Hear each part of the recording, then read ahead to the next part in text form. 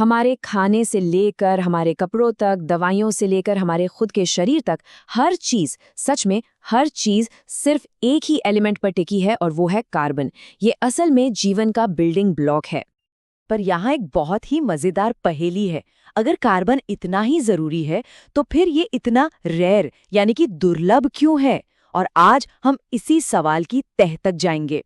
जरा सोचिए, हमारी धरती की जो ऊपरी परत है उसमें खनिजों के तौर पर सिर्फ 0.02% कार्बन है, और हमारे वायुमंडल में कार्बन डाइऑक्साइड के रूप में सिर्फ 0.03%। तो फिर सवाल वही है, इतने कम कार्बन से जिंदगी का इतना बड़ा साम्राज्य खड़ा कैसे हो गया? ठीक है, तो चलिए इस मिस्ट्री को सॉल्व करना शुरू करते हैं। इसका जवाब छिपा है कार्बन के एटम्स के जुड़ने के एक बहुत ही अनोखे और शानदार तरीके में। देखिए, ज्यादातर एटम्स या तो इलेक्ट्रॉन देकर या लेकर स्टेबल होते हैं, जिसे हम आयोनिक बॉन्ड कहते हैं।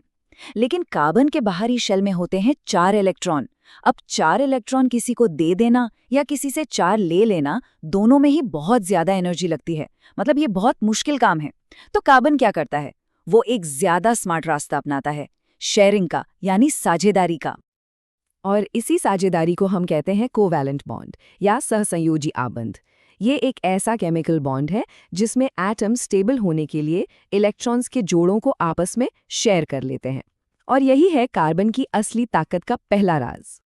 चलिए इसको एक बहुत सिंपल से एग्जाम्पल से समझते हैं। मीथेन से बीच में है एक कार्बन एटम, जिसके पास शेयर करने के लिए 4 इलेक्ट्रॉन हैं। अब इसके पास आते हैं 4 हाइड्रोजन एटम्स, और हर एक के पास है एक एक इलेक्ट्रॉन। कार्बन अपना एक एक इलेक्ट्रॉन हर हाइड्रोजन के साथ शेयर कर लेता है, और नतीजा एक बेहद स्टेबल मीथेन मॉलिक्यूल, जिसमें सभी एटम्स के बाहरी शेल पूरी तरह से भरे हुए हैं। लेकिन कोवलेंट बॉन्ड बनाना तो बस कहानी की शुरुआत है। कार्बन के पास असल में 2 असली सुपर पावर्स हैं जो इसे लाखों तरह के कंपाउंड्स बनाने की काबिलियत देती हैं। पहली सुपर पावर है कैटेनेशन या श्रृंखलन।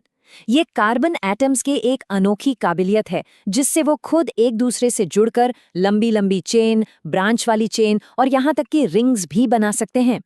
यही वो गुण है जो डीएनए और प्रोटीन जैसे जिंदगी के बड़े बड़े मॉलिक्यूल्स की रीढ़ की हड्डी बनाता है। दूसरी सुपर पावर है टेट्रावैलेंसी या चतुः संयोजकता। इसका सीधा सा मतलब है कि कार्बन का एक एटम दूसरे एटम्स के साथ 4 स्टेबल कोवेलेंट बॉन्ड बना सकता है। अब सोचिए, 4 बॉन्डिंग साइट्स होने का मतलब है कि अलग अलग तरह के कॉम्बिनेशंस की अनगिनत संभावनाएं हैं। अब ये समझने के लिए कि कार्बन का कैटिनेशन कितना खास है, इसकी तुलना सिलिकॉन से करते हैं। सिलिकॉन भी चेन बना सकता है, पर बस 7-8 एटम्स तक। और तो और ये बॉन्ड्स कमजोर और बहुत ज्यादा रिएक्टिव होते हैं। वहीं दूसरी तरफ कार्बन लाखों एटम्स की बहुत ही मजबूत और स्टेबल चेन बना सकता है। तो कैटेनेशन और टेट्रावेलेंसी, ये दोनों मिलकर कार्बन को कस्टमाइजेशन की एक गजब की पावर देते हैं। चलिए देखते हैं कि ये असल में दिखता कैसा है। सबसे पहले तो कार्बन एटम्स एक सीधी सिंपल सी चेन में जुड़ सकते हैं।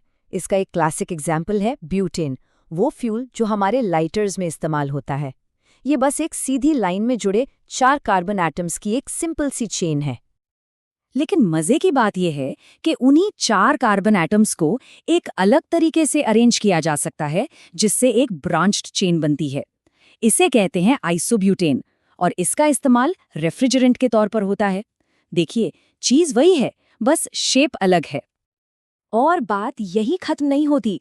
कार्बन एटम्स खुद से ही जुड़कर एक स्टेबल रिंग या वलय भी बना सकते हैं, जैसा कि हम साइक्लोहेक्सेन में देखते हैं, जो एक बहुत जरूरी इंडस्ट्रियल सॉल्वेंट है। सीधी चेन, ब्रांच चेन और रिंग, ये है कार्बन की अविश्वसनीय वर्सेटैलिटी।